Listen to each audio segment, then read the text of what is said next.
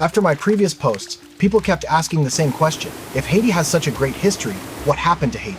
That is a fair question. There is no single answer.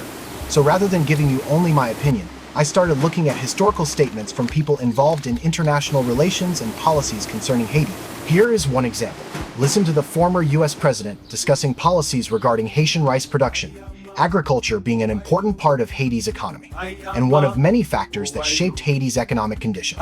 Listen for yourself. I have to live every day with the consequences of the lost capacity to produce a rice crop in Haiti to feed those people because of what I did, nobody else. Since 1981, the United States has followed a policy until the last year or so we started rethinking it, that we rich countries that produce a lot of food should sell it to poor countries and relieve them of the burden of producing their own food. So thank goodness they can leap directly into the industrial era. It has not worked. It's maybe been good for some of my farmers in Arkansas, but it has not worked. It was a mistake. It was a mistake that I was a party to.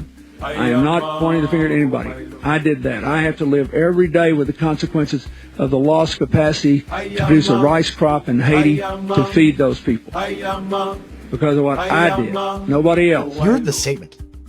This is not the whole story of Haiti. It is one piece of a much bigger story. When you ask what happened to Haiti, you also have to look at what policies were imposed on or promoted in Haiti and what impact those policies had on the country's economy and ability to produce for itself. Listen, research, ask questions, and come to your own conclusion. Research doesn't disappear because you didn't know it. Now you know.